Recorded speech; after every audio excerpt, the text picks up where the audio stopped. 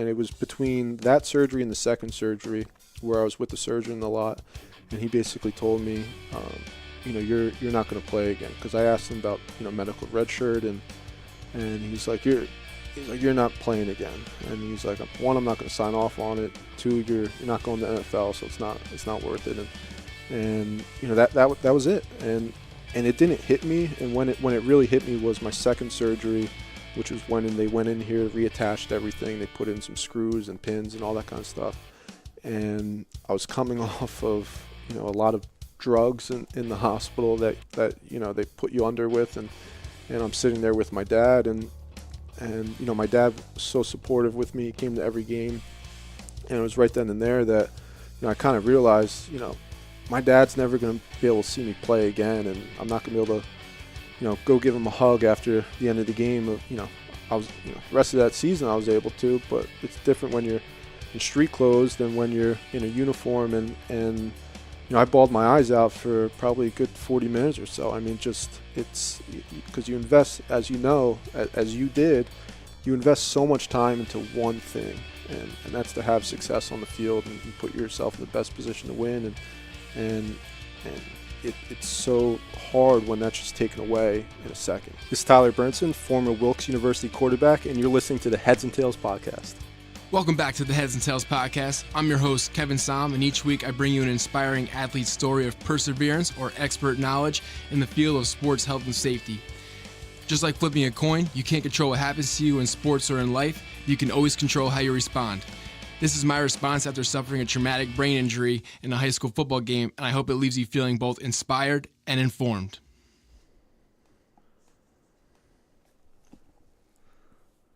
Welcome back to the Heads and Tails podcast. Today I'm excited to bring you Tyler Bernsten, who is my former high school teammate at Westmore Central, and we were also co-workers together at Barnes the Third and Sons Landscaping for many summers. Yep. And Tyler was a quarterback at Wilkes University, and he had a ton of injuries throughout his career at Wilkes, and he definitely caught the injury bug when he was in college, which was probably a lot different than your high school and growing up, right? Yep. You didn't get hurt too much. No, never. And now he's currently back coaching at our alma mater of Westmore Central for the Fighting Wolfpack. So I think we're going to get an all-encompassing perspective on kind of like, his story of overcoming these injuries and kind of working through them, and his transition to life after football, and also what the current landscape of high school football looks like today from a health and safety perspective. So, Tyler, you want to start off by talking about your transition to Monmouth University, which was your first stop in your college football experience after a successful senior campaign for the West Morris Wolfpack? Yeah, so Monmouth was the last visit that I took before National Signing Day, and I was talking a lot to Duquesne, and as you know, I have a ton of ties to Pittsburgh, and really interested in going out there. Big Steelers guy. Big Steelers fan. Go black and gold. Hence the tie. You're really you're definitely outdressing me here. Came from work. I'm sorry. Hey, don't be sorry. You look good, man. But Monmouth, I went down there, just had a great feel. They're a program that just had a guy drafted in the NFL. They came off a conference championship. Being down in Long Branch, New Jersey was attractive as well. And I just had a beach guy. Beach guy, yeah. Just had a great feel. I mean, it was the overnight was great, and in all reality, I didn't think I was going to get an offer. And what they do is you have an overnight. Next morning, you have breakfast with all the coaches, and then the head coach, Coach Callahan, meets with each player individually. And what ended up happening was we had a conversation with each other, and he asked me, "Do you want to be a Monmouth Hawk?" And I got chills. I didn't really think I was going to get an offer, and right there on the spot, I committed. And a couple days later was National Signing Day. Signed my national letter of intent, and that was that. I mean, you're like, hell yeah. Yeah. I mean, it was a dream come true, because the one problem I had with going out to Duquesne or looking at a school out near Pittsburgh was, my dad coming to my games, my grandparents, my uncles, they all here in New Jersey. So I thought it was pretty cool having the opportunity to play, in New Jersey. Okay. And did you go in as a quarterback? So I went in as an athlete. I got recruited as an athlete. The first day of summer ball, I was actually slated as a safety. I got defensive playbook, and I was confused because they told me to recruit me as an athlete, and I expected to be on the offensive side of the ball just from. Did you play defense on your senior year? Yeah, I started at corner. Okay. Senior year, across from Brett Bonanno. Brett. Yeah, I'm sure he'll be watching. yeah. And so, the end of the day, they were like, we're gonna move you at tight end. Are you okay with that? And to be honest with you, I thought it was pretty cool. I wanted to stay on offense. I didn't really think I was, a Division I quarterback. Most likely I accepted that. And camp started up. I mean, it's difficult because, all summer I'm throwing passes and catching passes, and now I'm out there having to block, 275-pound defensive ends. You were throwing passes like with the team, or no? So at the high school. So I trained at the high school to get ready.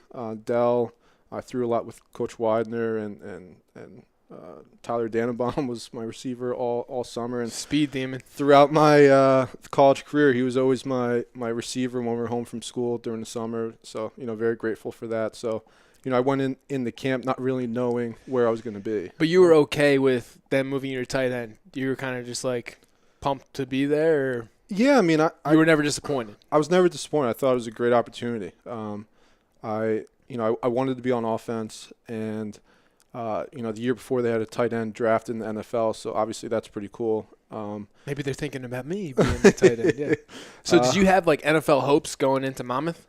I mean, as you know, we all dreamed and played backyard football and wore the jerseys of our favorite NFL player. It's always something that you think of. Really, I just wanted to be the best me I could be, and whatever happened was going to happen. I wasn't going to Monmouth or any other school. I'm going to go play in the NFL. I wasn't a 5-star recruit or anything like that, like a Will Hill or some of the names like that when we were in high school out in New Jersey. It's something you always dream of, and as we saw with a good friend of ours, Michael Burton. I mean, he made his dream come true. I mean, he worked his tail off and got drafted. He made that dream like a tangible thing. Like, wow, you really can do that. Yeah, I guess. I mean, it was crazy. I still remember his draft date. It's like 5th round, Detroit Lions fullback from Rutgers, Michael Burton. And I mean, that was awesome because that's a kid we grew up with and blocked for and threw the passes to and went to Applebee's with. Yeah, Applebee's. Played Madden with. A lot of Madden. Snow football. Maybe that's the ticket. A lot of Madden. Playing a lot of Madden. Yeah. So I interviewed Mike in episode 33 for the listeners out there if you want to take a look at that. So, when did you kind of decide, like, maybe tight end isn't really a great fit for me and I kind of want to play quarterback again? I mean, the season was great. I loved playing tight end. I redshirted. I didn't play in any games. I was a redshirt freshman, practice every day. I had a great coach, Coach Gallo. He's still down there. I mean, probably most intense coach I ever had in terms of college. One of the things he always did pretty cool was he prided on us being the hardest working group on the team, which I thought was awesome. And we were out to practice, 30, 40 minutes sometimes before anyone else getting in extra work. And I think our whole group of guys, prided ourselves on that. It was really when I came home for winter break that, do I want to continue this or do I want to, in my head, I always wanted to play quarterback. Growing up, as you know, I played running back and fullback and linebacker, and it wasn't until high school, my sophomore year where I started playing a little bit of quarterback and really just a Hail Mary type of guy.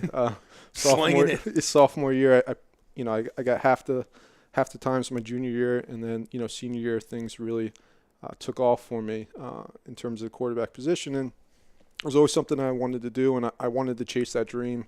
And it was kind of just a gut instinct, and I went down to Monmouth, and I let them know I'm going to transfer because I want to play quarterback. It's I'm not going to another Division I school because I'm think I'm this awesome awesome player. I'm just going to a school because I want to. This is the dream. Yeah, it wasn't I like I'm trying to go to another D1 school. Like I Yeah, I see what you mean. Like, Yeah. so what was that conversation like? Was it awkward or? I mean, I was shaken. It was really difficult because that I was on scholarship. They believed in me, and sometimes to this day, maybe I let them down somehow, because they invested the time in me and obviously the financial money, my first semester there. But it was tough, but I think I learned a lot from that conversation, and if I was going to do that, I was not going to do it by a phone call or just not showing up. Did they respect that or? Yeah, I think they certainly did, because I know a lot of guys, even from my time throughout the rest of college. Some guys throughout camp will just quit and they just don't come to practice that Right. day, and I never wanted to be. Yeah, it's not cool. Yeah, it's just You don't respect people who do that. Yeah, I mean, you never know down the road, relationships, and you always keep doors open. And my grandfather was in the coaching ranks, and he said, if you're going to do this, this is the way that you have to do it. So you talked to your grandpa about it? Yep. Yeah, he said follow your dream. I mean, my parents, my whole family, growing up, I still remember when I was in 6th grade. My mom's like, if you want to play quarterback, then you have to ask to play quarterback. And I asked the coaches, and they told me no. And I cried the whole ride home. and she told me there, never let somebody in your life tell you can't do something. And she's like, if it's not going to happen now, maybe it happens a few years down the road. Once you get to high school, things will play out how they're supposed to. Okay. Was your mom like a driver for wanting you to like live out that quarterback dream? Yeah. So Tyler lost his mom when he was young, Yep. and I was just asking if you were kind of doing it for her in a way. Yeah, I mean, I think part of that came into play. There's no doubt. That voice was always in the back of my head. Even when I committed to Monmouth, I knew the reality of the situation was I wasn't going to play, going there to play quarterback, which I was fine with at the time. And I think, I knew who I was, and I just wanted that opportunity because, I didn't play it growing up, and I got a small taste of it in high school and ended up having a great senior year. My first game I ever started was, your senior year, my junior year. I threw 5 picks in a game. The first time I ever went out and played quarterback, and it was like, what am I doing? But I go my senior year, I don't throw a pick the entire year, and that always stood with me, and I wanted to continue, following that. So yeah, I remember driving you home after that. The 5-pick game, and you were feeling pretty bad about yourself. Yeah. I was trying to scrape you off the floor. Yeah, I mean it's tough. I mean Yeah. it's because I never was in that situation before, and I think I threw 2 towards the end of the game, and Widener was just like, hey, just go sling it. It doesn't matter at this point. Yeah. Just go do it. I'm curious, like, to go from your really only quarterback experience your junior year being 5 picks, which isn't exactly like a confidence booster, to going into your senior year where you don't throw any picks. And how many touchdown passes you throw? I threw 13 touchdowns and had 5 rushing. Yeah, so like that's a crazy, senior year of high school that people would kill to have with no picks. So like, what'd you do like mentally that would just like kind of let you forget about that game? I mean, a lot of it was just reps. I mean, I think the quarterback position is so unlike any other position in football where, if you're a running back, you get the ball in your hands. If you're a natural athlete, you're going to know what to do. Or if you're a lineman, you block on, you block back, or, you pull. And obviously there's thinking with that. Linebacker, a defensive player, you're out there to attack. Quarterback, I think, is something you need those reps, even if it's just handing the ball off on a belly right or belly left. You need to take those proper footwork, especially in the wing tee. I mean, so much of it is the footwork aspect of things. And, I worked so hard from the end of that season into the next season, and, where things started to come together for us as a team that year was our game scrimmage against Hunterdon Central, and they were like preseason 5th in the state at that time, and and we were up just before half. I think like 14-0 or so, and we put together a 2-minute drill, and that was really the click for me of realizing, hey, we just went down the field in a couple plays on 2-minute drill, and we didn't have an incompletion. Right. That's where I kind of knew, hey, I can do this. I belong here. Yeah. Yeah, cool. So who's a jerk who didn't put his phone on silent? It's probably me. You're better than that, Kev. So we talked about Monmouth. No injuries at Monmouth, right? No injuries at Monmouth. Okay, so we transfer to Wilkes University in Wilkes-Barre, Pennsylvania. I just interviewed another not Wilkes-Barre quarterback, but a King's College quarterback in Wilkes-Barre, Pennsylvania. Yep. So I've been saying Wilkes-Barre a lot on the podcast lately. Yep. So small little town. Yeah, take us through that journey when you arrive at the school. What are you thinking? And then what brings us to the first injury of the slew of injuries you had? Yeah, I didn't even know where Wilkes University was, and it was. I didn't know until I saw you wearing the jersey. So. Yeah. I mean, it was Mr. Gunnersdorf from West Mars. Oh, yeah. When I transferred, I was working out at the high school, and he's like, "Hey, this is a school you should look at," and it ends up happening. Coach G, he's a good dude. I mean, he still holds every receiving record at Wilkes University, game, season, career, which is crazy. I mean, 2-time All-American there. And so I went up there, and one of the large parts, why I went there was because of Coach Sheptock. He was the head coach, and just his core beliefs and principles. The first time I met him, I knew right away I wanted to play for this guy, and I came in and they were switching the offense to a spread offense. So right away I thought that would be a pretty cool opportunity. I went into camp competing with 3 other guys, and what they did in camp was we didn't have red jerseys, and I think that's how I was able to get the starting spot right away. And for those people who are listening or watching, because this is now a video podcast, having a red jersey basically means don't hit the quarterback in practice. Yep. So you're saying there was no red fair jersey. Game. Fair Everyone's game. out for their own. Yeah. Spread offense, a lot of quarterback running, and I think that's where I was able to excel. And really, the injury bug started right away for me at Wilkes. We played Waynesburg University. We won 38-35. It was a great home opener win. And as we're running the clock out towards the end of the game, get rolled up on a tackle and get a high ankle sprain. And that's something that stuck with me basically throughout the rest of that season. The next week I wasn't able to practice much. Went into the next game not fully prepared. And then a few weeks later, got a concussion. As you know, that it's never fun. I mean, take us through that concussion, since this is a concussion-centric podcast at times. Yeah, it was a hit down by the goal line, and I got like double ear hold, like running the ball, and my right guard, Riccio, he picked me up, and he's like, dude, your eyes are like in the back here, You're like looking in 2 directions. Yeah, and that was the first time. I think I ever had a serious concussion, and I knew, I wasn't right, and what was weird was we got stopped on like a 4th down by the goal line. Our defense went on the field. They got a big play, and then the next play after that, the defense forced a turnover. So there wasn't even time to really go to the bench, talk to the trainer, and we went in. We got the ball.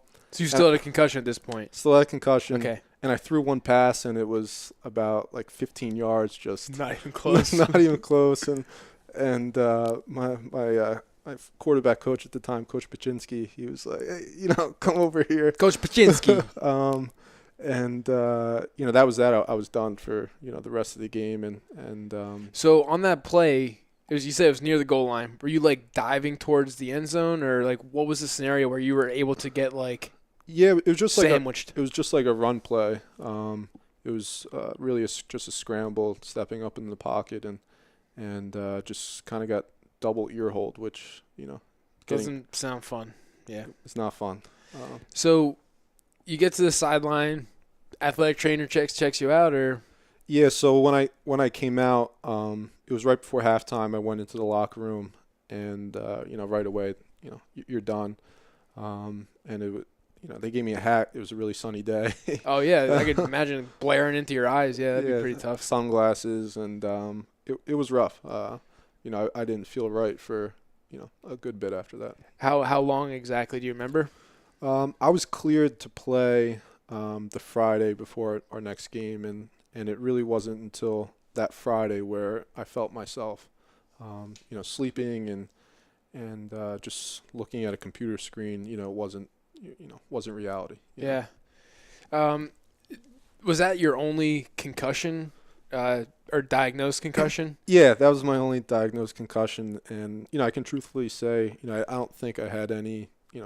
None were any serious than that. Yeah. And what about some hits that you might have taken where you were like, feeling it for a second or two? Yeah, definitely took some hits where you have to collect yourself. Do you remember like the scenarios that those hits happened on? Like, were you running the ball? Were you whatever? Like, were you in the pocket, like about to pass and you get hit, or really a combination? My first 3 years there, we ran the spread, so was out of the pocket a lot and running in zone reads and stuff, and sometimes you just get hit the right way, or if you're standing in the pocket and you take one in the chin, or just get one in the back. It doesn't even mean you have to get hit in the head. I mean, yeah, getting hit hard enough in the lower back is going to take the wind out of you and whiplash and make you collect yourself and dust yourself off, get up for the next play. But I was grateful, not have to go through numerous concussions, throughout. Yeah, it college. seems like your symptoms were pretty short term. Yeah. And so, what was the rest of that season like? So you had the high ankle sprain, then the concussion.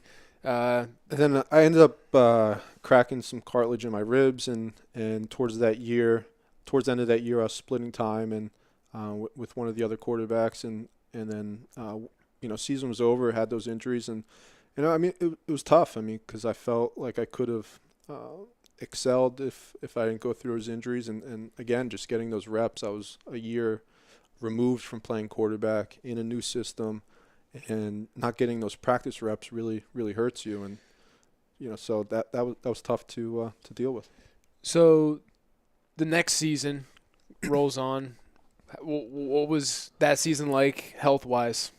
So next season rolled around. I worked hard. I put on a lot of weight. I put on about 15 pounds of muscle, and I remember seeing you at ZS. You were freaking yoked, dude. I was like, damn. Yeah, I gotta start doing whatever this kid's doing. Yeah, my playing weight at Wilkes was like 235, 240, and that's a big ass freaking dude. And how tall are you? You're like 6'3"? 6'4", yeah. Oh, okay. And I've taken an inch from you. The next season started with pulling my hamstring in camp. So I essentially lost all of camp, and the rest of that year, I essentially played a wildcat quarterback, just coming in special situations, and we had a couple, different plays that went in, some speed sweep stuff, and just some zone run. But the rest of that year was just wildcat quarterback, and I lost a whole month of camp, and it's, you're not really going to get back into the starting role by not being able to practice. So, right. I mean, so it was just the hamstring. Your second year at Wilkes. Just the hamstring. I don't want to say just the hamstring. I feel like that's what people generally do. Like, yeah. Really, Tyler? That was throughout the whole season with a hamstring. Yeah, that was pretty severe. I pulled my hamstring before, and that was this was a lot different. This was you put a ton of size on before you went into this season. You think that might have had anything to do with it? Maybe maybe from a flexibility standpoint. But after that I didn't pull any muscles, and it was during our run test, actually. We did 6 full gassers. You had to do a certain amount of time, and I finished first in the first 5 and wanted to finish first in the last one. And one of my teammates, Dan Curry, got a little bit ahead of me, and I just, your legs are jello after running, that much in that amount of time, and the lactic acid, and I think I just maybe extended myself a little bit, too much there, and I just felt the tear and went down. Sniper. Yeah. Took me down, but it's interesting, like those different scenarios. It's like it's almost like your body was kind of telling you, like, all right, dude, like you won 5, like let someone else take this last one. Yeah. And it's kind of like, well, I'll show you, dude. Like, yeah. It's almost like I always say, like, my ego got me hurt like more than anything. Yeah. Like me trying to run people over, me trying to push through things that I shouldn't have pushed through.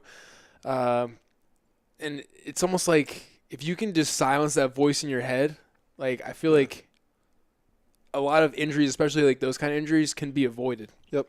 Because I mean, with my head injury, like, I mean, you were there. I had a bad shoulder going into that game. A couple of games before that, couldn't hit with that one anymore. So then I started hit with my other shoulder, and then I hurt that one, and then I had nothing else to hit with but my freaking head. So like an idiot, I just like, my ego is like, no, like you got to play, you got to be a freaking tough guy. Yep. But had I just like silenced that voice and like taken care of like the first shoulder and sat out even a week, like I probably would have been fine. Yep. So I think it's just a lesson out there to the athletes. Okay, so hamstring, Wildcat quarterback scenario, second year. What about third season? So third season started off okay. Second game of the year, towards the end of the game, I ended up separating my shoulder. That's what I did. That's painful as hell. Yeah, it was my throwing shoulder, so I was out a few weeks, and it hurt a lot. I came back, maybe a little sooner than I was supposed to. Why? Just because you wanted to, or? Yeah, just because I wanted to. I was in a competition with another guy, Alex George, great kid, still a buddy to this day. We joke a lot of times. We were both just football players playing quarterback, and he was a very physical player. Our last year, he ended up switching to play tight end. And, so from the competitive side of things, you don't want to lose out on those reps, lose out from the game experience and not being out there, because we actually split time a lot throughout our career with each other. It was every series, every quarter, every 2 series, whatever it might be. Sometimes we each got yanked in the middle of a series, depending on how it was going. Depends on how it was going. But I mean, I came back, and that was my only injury that year, but I came home from winter break, and I'm like, I can't even do a push-up. So, I went down, got a MRI, some x-rays, and they're like, it looks like your cartilage basically filled in your separation, and you have a small tear. So a lot of that off season was just, coming back from that, trying to get my throwing shoulder back to the strength that it, was at, because it just wasn't strong in terms of, where it was prior to that season. So, focused a lot more on flexibility and not necessarily doing, a bunch of bench press and things like that, but focusing more on my legs and throwing from my legs and relying less on my arm. And I was able to accomplish that. As mentioned, Alex moved over to tight end, so spring ball, I was able to get all the reps essentially, because we had I guess you could say, an older quarterback group prior to my last year. So I was able to get a ton of spring ball reps, and then went into summer camp. We brought in 2 other freshman quarterback, but I got all the reps, and I felt great. And by the time the end of camp was, you're like 27 at this time, so yeah. I'm kidding. I told Kevin off air. I had a 5th year of college football, so everyone used to joke that I was like 28, 29 years old. So I went back, and I was doing my master's in business administration, and this one time in the cafeteria, this soccer player came up to me, and she's like, "Aren't you like 29 years old?" And I'm like, "What are you talking about? I'm 23. I'm not that old." She's like, "Oh, like all your buddies are saying that you're like 29, 30 years old." I'm like, so I was the dad, or the crazy uncle on on the team. And my last year at Wilkes, the quarterback room was 2 freshmen and a sophomore and myself. So I mean, that was a blast. Just having those young guys in there. Grandpa. Yeah. So all right. So I kind of disrupted you, but going into your last season, you were just kind of telling us the dynamics of the team. So what were you able to stay healthy at all, or? Yes, I made it to game 3, Nice. So better than the season before. But we were playing Widener. They were a nationally ranked team. Year in, year out, they're nationally ranked. And we were first drive of the game at home, going right down the field, and we ended up getting into the red zone and had a play called back, and I got hurt on a 3rd down play a sack, and essentially what happened was I dislocated my wrist, fractured my scaphoid, and tore all my ligaments throughout my wrist and into my hand. And it was one of those things where you just knew right away it wasn't good. The trainer came out onto the field, and I'll never forget, Carl looked at me. He's like, Ty, this isn't good. And we had a team doctor, and he was like, oh, it might just be a sprain. And I'm like, I've sprained things before. I don't think this is a sprain. And Well, didn't you say that the kid who like landed on you like got up and was like, someone help this kid? yeah, you can see it on the film. He's waving the trainer's over because he heard something pop in there. And essentially what happened was your lunate bone is your centermost part of your wrist, and all your ligaments are attached through there, and that ended up flipping up and essentially shredding everything. And my hand, touched my forearm. So that was tough. That was a hard day. Would you say that was the most painful injury you ever had? That was by far the most painful, most physical pain I've ever gone through in my life. So you had your fair share of injuries throughout your career. How did you kind of handle being away from the game and not being able to get the reps that you wanted, and just having that injury-prone tag like that? I had it. Yeah. It's like some guys just can't stay healthy. Like, how did you kind of deal with that mentally and keep yourself in the game, keep yourself wanting to come back? Yeah, I mean, my first couple of years, at Wilkes, it was, I was competing with, other quarterbacks, and I wanted to get on the field. So that always, drove me. And then, I didn't have to come back from my last year of football. There was a brief time where I thought maybe, I'll just start working, and especially, all my friends are getting jobs. We just graduated college, everyone's getting jobs, and I'm taking classes for my master's, and I'm going back to school, and some of them said, playing Division III football, are you sure you want to do this? And my answer was always yes, because football is incredible, being on a team is incredible, and going through camp, and I would do anything to go back through 2-a-days or anything like that. And what kept me going was just the drive of, hey, I've never been able to put together a whole season here. That's what I want to do. And going into my last year, that's why I came back, and our coach actually had me speak to the team one time before. And he's like, you had job offers, you could have, went and done anything, but you came back, I worked through spring ball, fun Fridays and all, 4 times a week lifting and all that. And he's like, why'd you do that? And it's because the guys in the room. I mean, you experience so much with those individuals, the blood, sweat, and tears, that's a real thing. And I felt like our group, if we could all stay healthy, because, a lot of other guys had injuries. Our running back, Oxwell Goo, tore his ACL 2 times. Hackettstown guy. And he's down in Atlanta, Georgia now.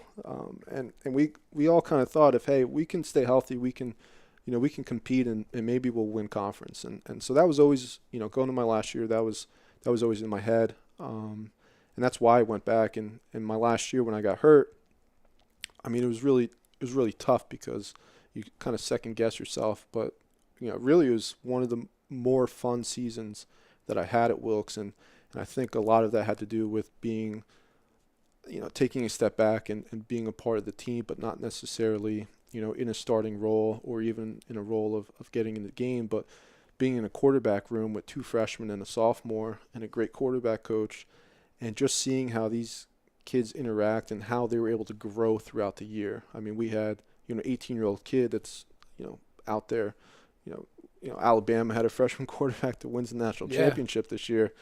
It's not the same thing at Division III level, but, there's definitely a difference between an 18-year-old and a 20 or 22 or 21. 27. Yeah, 27, 29-year-old. What's funny is there was actually a team in our league that had a quarterback that was like 29 because he played minor league baseball. Oh, okay. So, that part of it for me was, it was touching. I mean, it was pretty awesome. I mean, you see, kids grow throughout, that season, and then the one kid, Ryan Daly, he ended up starting his last 3 years at Wilkes. I mean, he has a ton of records at the school now, and I mean, just being able to see that, I guess you're proud because, the one thing I always told them, I'm not the best quarterback. I'm more of a football player than a quarterback. But if you can take one thing from me, take worth that, working hard and being in the weight room before anyone else, putting in the extra time. And that's what I wanted them to take away from me. And, I know Ryan, I still talk to him from time to this day. And, he was able to take that away. So, that's, a special place in your heart for, things like that. Yeah, and I think, you growing up with Mike and him making it to the NFL and like that whole kind of core group that I felt like I was honored to be a part of, for a short period of time. Like that's just how we thought. Like we were like weight room guys, like stay after practice, like get more reps, go for the extra run. Like we always wanted that. And I think that you're right. Like that carries. And I'm sure like that rubbed off on Mike and, got him to where he is. And that stuck with the kids that you work with at Wilkes. Yeah. I mean, like Dell used to almost have to kick us out of the weight room. I mean, that, like you said, we won in the off season. We were there to lift. There's a lot of guys in all towards, all sports, and I saw it a lot in college. Some guys, they're not fully invested. Even though they're on the team, they show up to practice, they show up to lifting. They're not truly invested to be there. And I mean, that goes, every team has that. Right. You're not going to get 100 guys, always fully invested in what you're doing. But if you can get your core group of players, and I think that's why we had a lot of success our senior year in high school, was our core group of players were all bought in to, hey, we need to, ramp it up and work a little bit harder. So right. So after you got hurt, you were told that you can never play football again at some point in time, right? Yep. And I was told that when they were wheeling me in to drill into my skull. So and I just bawled my eyes out. I was like, I know how bad that sucks. So can you take us like through that conversation and what kind of happened after that? What and how did you deal with those thoughts? Yeah.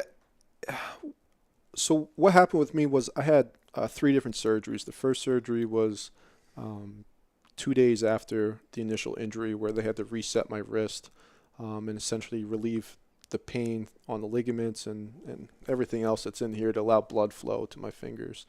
And it was between that surgery and the second surgery where I was with the surgeon a lot, and he basically told me, you're not going to play again, because I asked him about medical red shirt, and he's like you're not playing again, and he's like, one, I'm not going to sign off on it. 2, you're not going to the NFL, so it's not worth it, and that was it, and it didn't hit me, and when it really hit me was my second surgery, which was when they went in here, reattached everything. They put in some screws and pins and all that kind of stuff.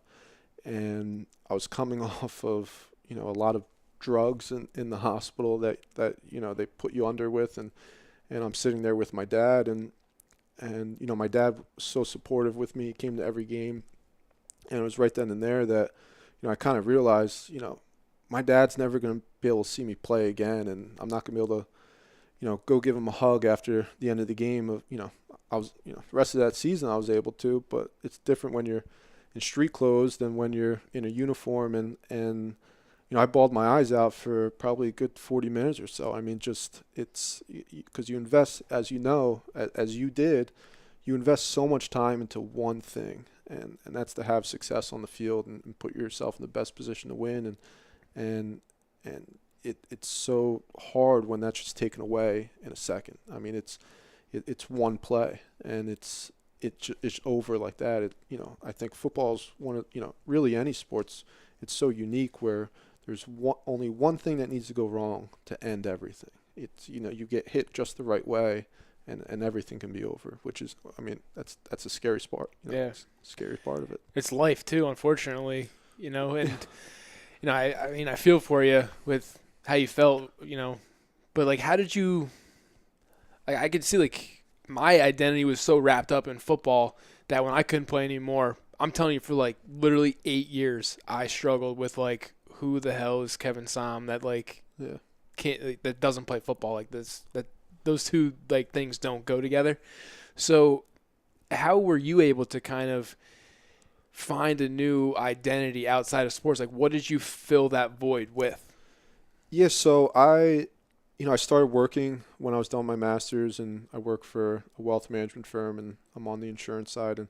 it's a competitive field, because you're out there, you're out there hustling every day. But it really took Every day I'm hustling. it really I had to, sorry. it really took like 3 years to fill that void, and that's when Coach Henley at West Mars was like, hey, hey buddy, you want to come here and help out, and there was a void, as much as we don't want to admit it at times, and something's not right. Our bodies were trained for nearly 17 years of our life to, once August hits or once July hits, it's football season. You're going to camp, you're running hills. If it's Long Valley Raiders, Westmore Central, or whatever college you went to, I mean, that's football season. That from that time until the season's over. So being able to go back and coach, I think, has filled a large part of that void for me. Nice. So have you brought anything with you back to coaching that like you learned, like your wisdom that you gained throughout your football career, like that you try to impart on the kids today? Yeah. I mean, I guess yes and no. I'm still, this past year is just my second year. I guess I'm going to my third year, so low man on the totem pole. You're still like getting the water jug and stuff? Yeah, still, water jug, getting coffee and stuff. But, I work with the quarterbacks, and we had a kid this year, Joey Spano. He's a sophomore, and I mean, he's there's no doubt he's a gunslinger type of kid. And he's a small kid. He's like 5'5", and maybe 140 pounds soaking wet, whatever he might be. And I'm like, hey, you don't have to take every hit. And I think that's what I learned, and I learned that going into my last year at Wilkes, and the first 2 games of that year, I it's okay to run out of bounds when there's 3 guys by the sideline, and so things like that, and I think when you play the game and you're working with kids, especially high school kids, you're able to see things so differently that when you were in high school or in college you just didn't see. Cause it's that people say Monday morning quarterback, but now you're because you're focused on the girl in the stands. You're not focused on like who's. You have you're focused on different things, and so I think some of that I try to bring. And so what do you think? Because I'm a big proponent for you. The sideline is your friend. Like, I was a guy who would never go out of bounds. You know me. Like, I just try to run people over. And I largely think that my career was cut short because that's how I approached the game.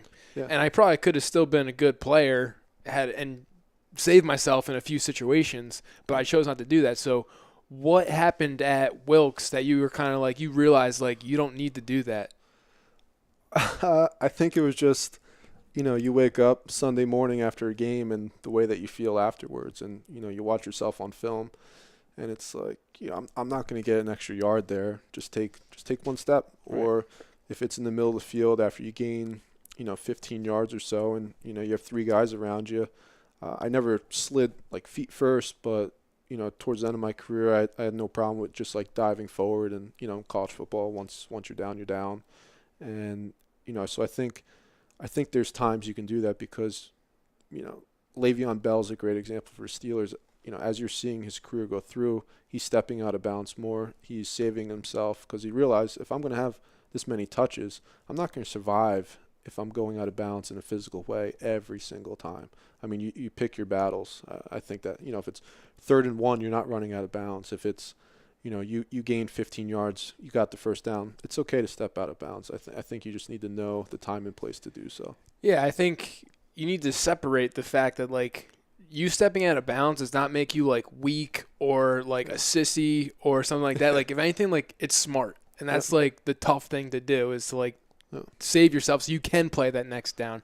And that's why I asked you earlier in the podcast about your concussion. I'm just thinking, like, scenario-wise, because I always say, like, if it's, you're in the middle of the field, like you said, like, you're not close to the end zone, it's the beginning of the game, like, you don't need to, like, kill yourself to get that extra yard. But, like, if the game's on the line, you're on the goal line, like, you need to run someone over to get in the end zone, like, that might be a situation where it's, like, okay to kind of, like, sacrifice a little bit to win. Yeah.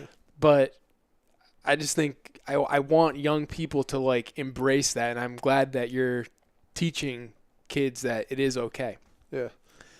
I mean, it's just smart. I mean, your best ability is your availability.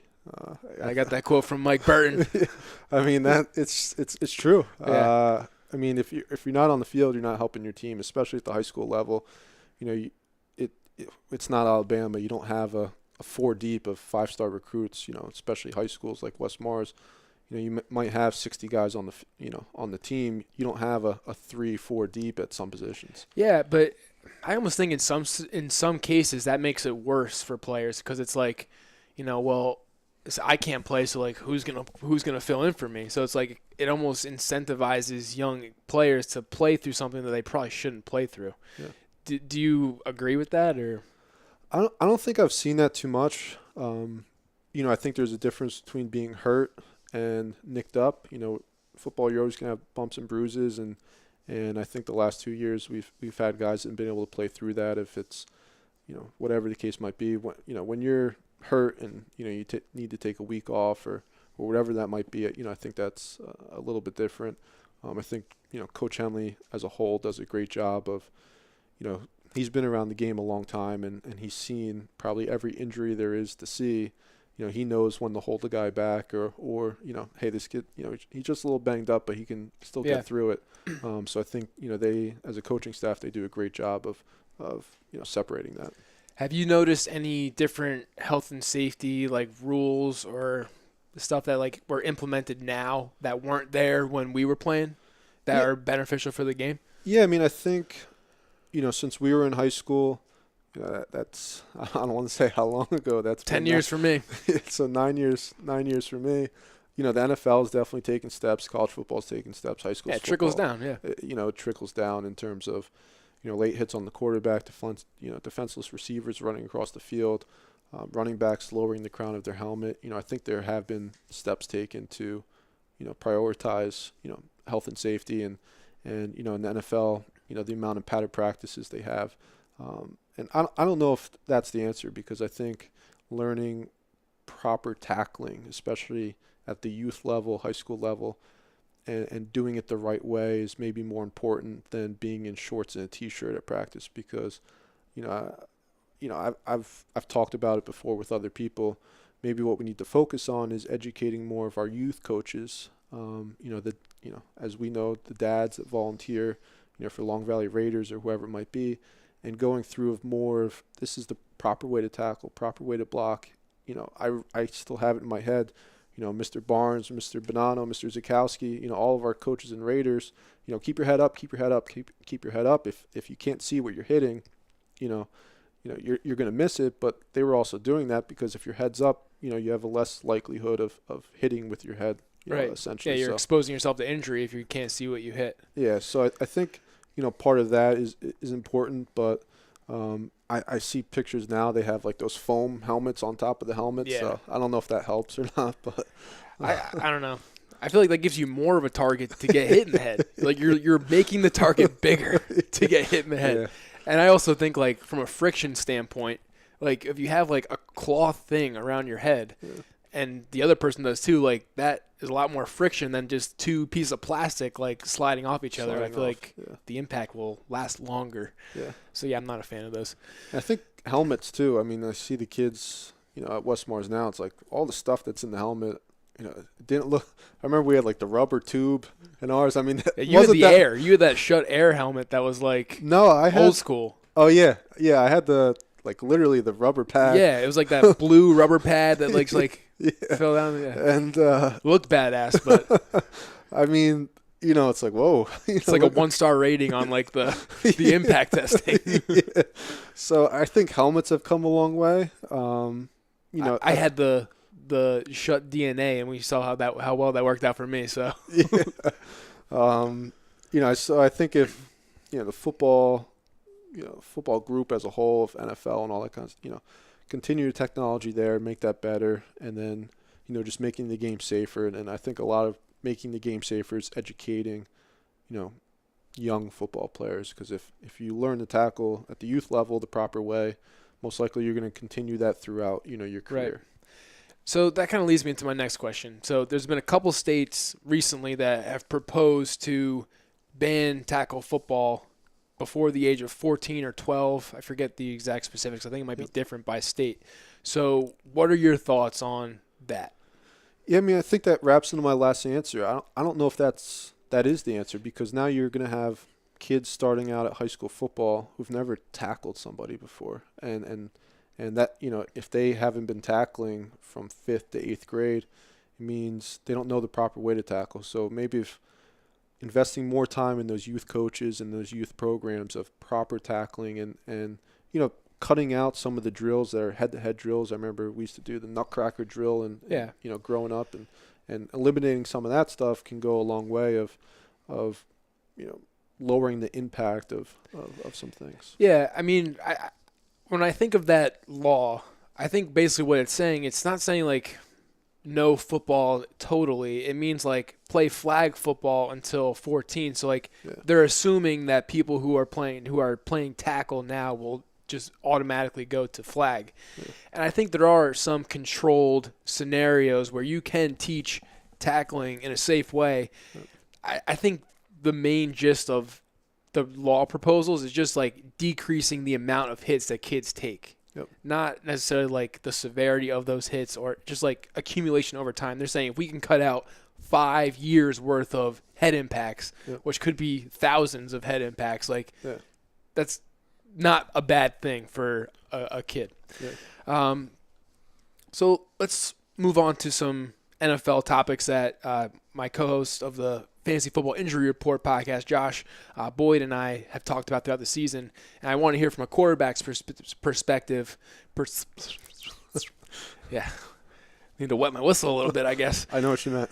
Yeah. So from a quarterback's perspective, like Joe Flacco got crushed sliding this year. And, do you think, how do you think quarterbacks should approach sliding, getting out of the pocket? Should they stay in the pocket? What are your thoughts to make them safer? I mean, the answer isn't staying in the pocket, because there's just as many huge hits in the pocket as there are out of the pocket. And I think it's just being smart, knowing when, getting down early. I think a lot of those injuries in terms of when a quarterback, slides feet first, and then there's contact. Even the Joe Flacco play, I don't like the Ravens, but he was kind of like in that fine line of am I going to still run or am I going to start sliding? And I think if you look at that defender, I don't think he was doing it in a dirty way. Maybe I have the wrong hit in my mind, but in the NFL, once a defender leaves his feet for a hit, there's no stopping him. There's no going back. There's no pause button. And so I think, quarterbacks as a whole, just being smarter and maybe not taking that split-second extra risk, if it, especially when it comes to sliding. Especially a guy like Flacco, he's not a Russell Wilson or one of those type of athletes. So, know yourself. Calling him out, dude. Get down. Shout out Joe Flacco. Not an athlete. Well, commit. not as good of an athlete as Russell Wilson. A different kind of athlete. Yeah. I mean, he's got a huge arm. So I think just being smarter from that perspective. And then I think, to maybe lead to a second question you might have, I think the NFL needs more consistency when it comes from the officials. You look at one game, a defenseless receiver flag is thrown, and the next game it's not thrown. And, not to harp on the Steelers, but Mike Mitchell this year, he was talking about, how are we supposed to know what's illegal or I remember that. Or legal if one week this is a flag and the next week it's not. So if the NFL can continue to try to get more consistent with some of those things, I think that will take away some of those hits. I don't know if anyone's out there looking to kill somebody else, right. Or, I guess my opinion on that, those kind of hits is like if you leave your feet, to me, the intent kind of sways towards you might be trying to hurt someone versus if you make a hit with your feet planted, like trying to make like a legitimate tackle, not just launching yourself. I think that, but you'll never be able to know people's intent. Yeah, and every situation is different. It's like, right. Are you leaving your feet because it's, he's so close to the sticks? Exactly, or, yeah. Different scenarios, yeah. What was I going to say? Oh, so in terms of like defensive receiver rules, do you think, or defensive receiver penalties, do you think that is more so on the quarterback for throwing a bad ball or on the receiver for not having the awareness to know that there's a defender there, or on the defender for just licking his chops, like knowing he's going to have a free shot? I mean, I think it's a combination of things, and I think oftentimes the defender gets the most blame. You look at a guy like Gronkowski. I mean, he's 6'6", 6'7", whatever he is, 270 pounds, running down the field, a huge target. And if like we saw, Tom Brady in the playoffs, leads him a little bit too much. I mean, defenders, his job's to break up the play, and I don't think they're headhunting. He's a tall guy, so they might have to aim higher, or if, as he's falling down, since they aim higher, they're hitting him in the head now.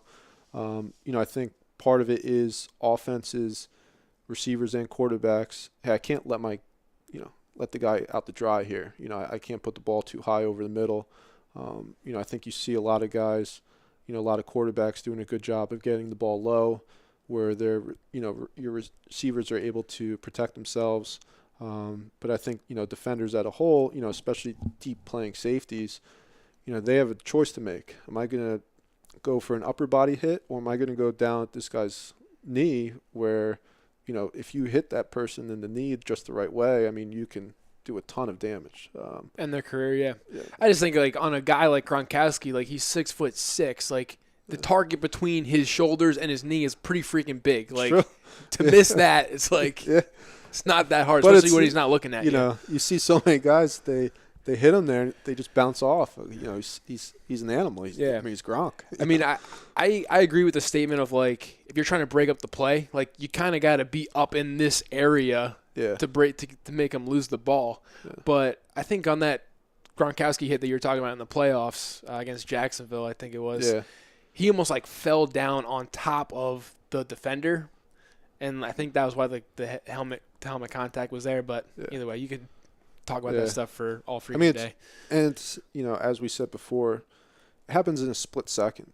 I mean, it's 1 second, you're aiming here and they drop down or whatever it might be. I mean, got turtles and you kind of like the NFL is, it happens so fast. But I think you can make the argument, well, why doesn't the defender stand there and just swat the ball out? I mean, a lot of guys they have their arms down to the side, and it's like, well, if you use your hands, you might be able to swat the ball away. Yeah, or like try to go for the ball. Like, you might be able to catch that. Yeah.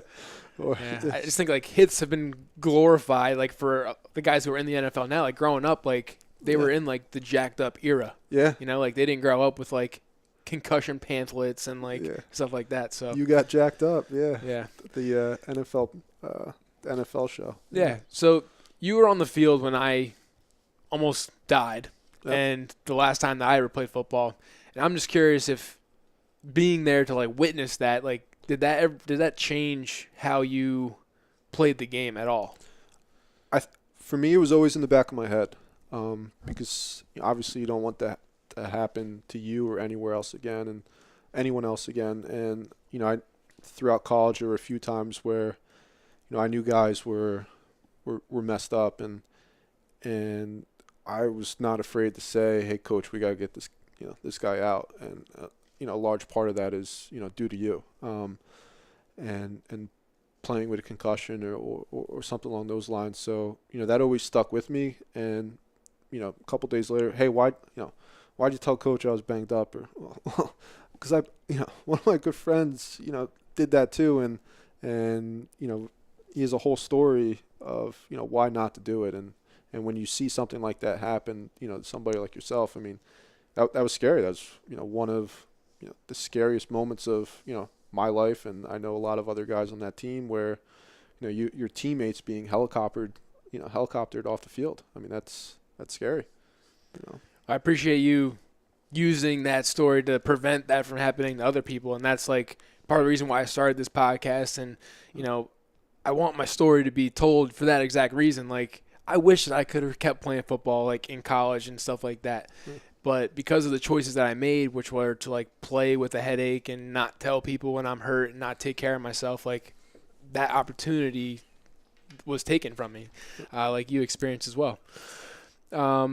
So I go back to you coach at our high school, and I go back to at least one game a year. And, I mean, I don't know if it's because we played there, but, like, there's something special about that place. Like, it's hard to put words to it.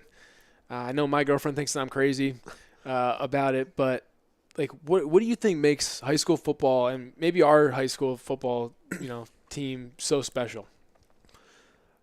High school is so different than college football because college, you come in with a class of guys and you go through a lot of experiences with them, but nothing will ever replace playing high school football with the kids that you grew up with. You went to elementary school with, middle school, in the high school, played Long Valley Raiders with or other Pop Warner football and all those experiences that you go throughout, your developmental life. You're playing with your buddies, and Coach Henley says that all the time. When you leave here, you're not playing with your buddies anymore. Yeah, you have a lot of great friends in college and all that kind of stuff, but playing under the lights on a Friday night, with your buddies who you grew up with is just so special. And I think the only people that appreciate that are people that have gone through it and I played lacrosse and we had a great lacrosse team at West Mars, but it was never the same thing as playing under the lights on a Friday night. When we played a lacrosse game under the lights, that was amped up. I mean, that was awesome. But playing on that field, the fog rolling up. I mean, nothing beats that. I mean, it's a complete shame that the school board has decided to put grass. I was going to say that. Turf on it, even though they should just turf 2 upper fields and make money by renting that space out to different towns and stuff. But that's a whole nother podcast. Whole nother podcast. But nothing beats that. I mean, it's just so special. The blood, sweat, and tears that you go through with those guys, and I think we had a group of guys that. So many of us went through so many different circumstances. If it was losing a parent, the situation that we had, going with, you losing a teammate essentially. I think that bond that you have with one another, and a lot of us all work together in the summer too. I mean, we spent a lot of time together. If we weren't working or at football, we were watching football or playing football at someone's house or playing. That's all we thought about. Yeah. Yeah. Lacrosse and baseball season, we were thinking about football. Yeah. So, did you look up to any athletes growing up? Like, who were your role models that you looked up to? Like you said, we were wearing football jerseys of your favorite players and stuff. So yeah, I mean, I was around football from the day I was born. One of my first blankets were like a terrible towel. I grew up in a football family. My mom's side of family was from Western Pennsylvania, Pittsburgh. My grandfather coached. He was a scout for different colleges, and so I always had that. And I looked up to a ton of guys. One of my favorite football players growing up was Cordell Stewart, Slash, quarterback of the Steelers. But, I always looked up to, my family members. As you mentioned before, I lost my mom. I was a freshman in high school. But, from 6th grade to my freshman year of high school to, see the way that she battled through cancer. And, I always looked up to that, and I knew I had no excuse to complain or not do extra reps in the weight room or, put in extra, work because of, some of the principles that she taught me. And then, my grandfather, at the same time, he always told me to get my head out of my ass. I still hear that to this day from time to time. He's passed since, but, there's times at work or personal life where, get your head out of your ass, Ty. And so, I always looked up to them and, obviously my dad too, but, I think there were so many, NFL in the 90s, there were so many great, players. If it's, Marshall Faulk of the Rams or Eddie George, I was a huge Steve McNair fan just because of the way that he played the game, the position of quarterback. I always loved that guy that had the ability to get out of the pocket and being a huge Steelers fan that I am, looking up to guys like Terry Bradshaw and Franco Harris. And even though I never saw them, play live, I saw enough of, VHS cassettes of, Steelers in the 70s or whatever to appreciate, how they played the game. But, Cool. Well, you've always been a great kid and you've always been a good friend, and we spent a lot of time together, and yep. I have no doubt that you're making your mom proud, your grandpa proud. Like, you're just an all-around great dude. And I'm glad that we were able to reconnect to yep. do this podcast and kind of share some memories and give athletes advice on things that we wish that we knew while we were playing. So where can people connect with you on social media if they want to shout you out that they were watching the episode? I have an Instagram. I have a Twitter, Facebook. I guess I'm I'm in all the different social media outlets. What's your handle? I'm actually not sure. I think it's Bernie like 37 or something. Bernie 37. Greatest number ever. T 37. Bernie. Yeah, I was 3 in high school, 3 at Monmouth, and then when I went to Wilkes, I was 7. So, and then you were 37. Tree 7. Tree 7. So, yeah. I'll link them up in the show notes. We'll tag you in the all the posts. Last question, which I ask all of my guests: what is your definition of toughness, and maybe how has that changed throughout your career? Yeah, I mean, I think there's 2 different types of toughness. There's the tough guy. Physicality, toughness. You look at some guys and you play with some guys. I mean, they're just tough. Like a Sal Carfero comes to mind. I mean, that guy will play through anything. I mean, he's going to plug the hole as a linebacker, and nothing bothers him. But I think toughness can be defined as how do you deal with adversity? Because you can be the toughest guy in the world, but if something mentally doesn't go your way, how are you going to react? Do you go in the bag, or are you able to overcome that, or come close to overcoming that, or be able to go through those obstacles to learn from whatever that adverse situation is? So, I think that has to do with it. Being able to come through adverse situations, and how you're able to handle that. Awesome. It's a great definition. Ty, thanks, brother. No problem, man. Thanks.